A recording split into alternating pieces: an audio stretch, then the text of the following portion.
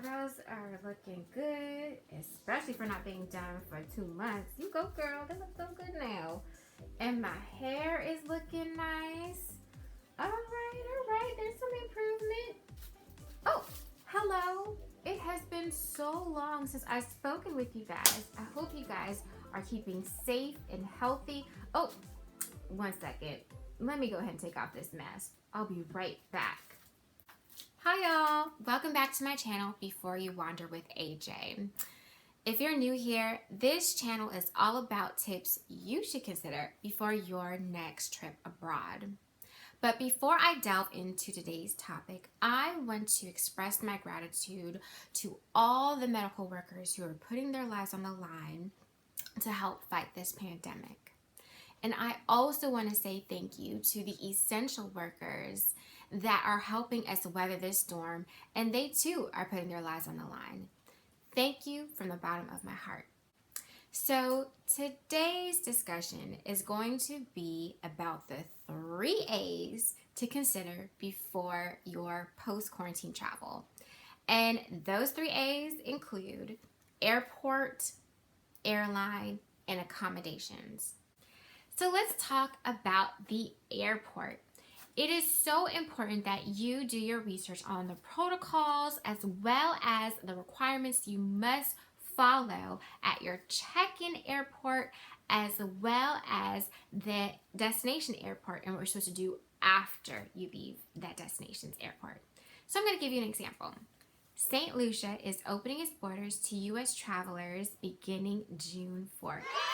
However, you must supply documentation at your check-in airport that you've tested negative for COVID-19 at a maximum of 48 hours prior to your flight.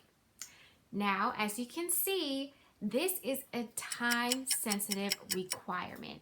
So it is important that you allow yourself ample time to do your research on what resources are needed for you to be able to travel, and as well as other things that you need to complete. Remember my past video, look at other vaccinations that you need too, which are also time sensitive. Now, when you're at your destination airport and what you have to do afterwards, you want to do your research on that as well. And we can use the example of Hawaii.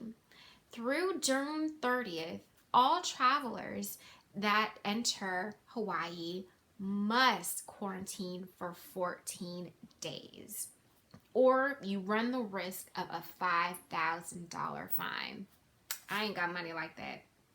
So you really want to look into the destination that you want to travel to and what quarantine requirements that they have or what other post-travel requirements that they have so that you know how to schedule, you know how to budget, as well as get the most of your time when traveling there. So when it comes to the second A, airlines, there are 3 things you want to consider. The first one, what does their screening process look like? Now, when I talk about screening, that means, are they taking passengers' temperatures ahead of time or before you board a flight?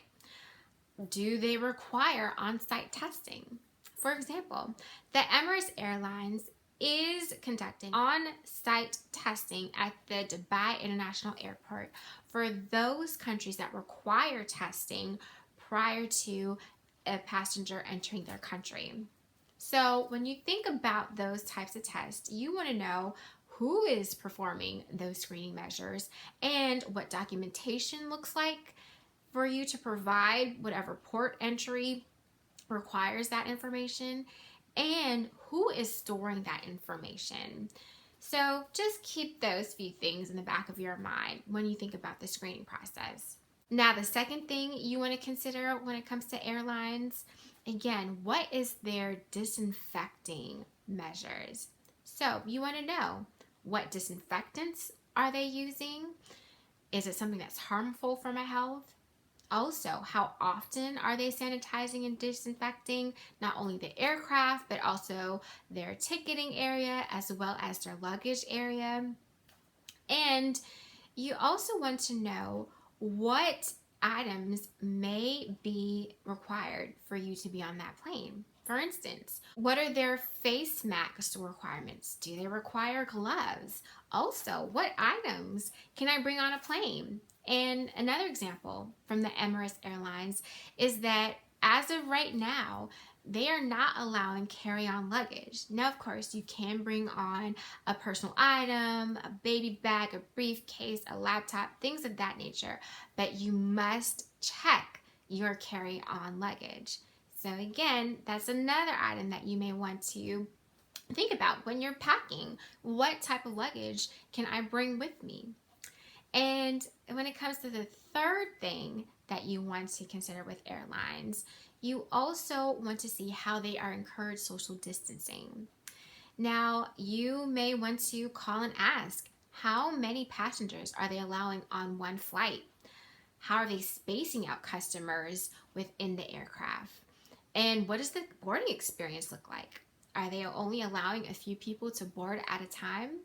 Again, these are valuable questions that you want to keep in mind as you're doing research on the airlines that you're going to be flying with. Now let's look at the third A, and that is accommodations. Now, when you think about accommodations, it's pretty similar to what you would consider for your airlines. Again, what are the sanitation practices? How often are they sanitizing? And you want to know not just sanitizing your room, but common areas. And if I backtrack just a little bit, you want to know what types of disinfectants. And for example, Marriott just last month made an announcement that they are using a hospital-grade disinfectant for their cleaning purposes. Again, you want to know, are those things going to be harmful to me, or is it going to be beneficial? Now, when it comes to social distancing, you want to know what measures they have in place, especially when it comes to technology that you can use to help minimize contact. For instance, can you check in online? Can you open your room door with your phone? And it doesn't hurt to ask if you can book a room that has been the longest vacant room, if possible. And in doing that, you're trying to maximize as much time between the last occupant and your occupancy. Again, for your health and safety. Now, I want to reiterate, I am not a medical professional. I do not work for any of the companies and airlines that I just mentioned in this discussion. These are just all examples that I found throughout my research, and I wanted to share with you. I hope these are helpful, and please share. And if you haven't already, subscribe. I'll see you in the next video.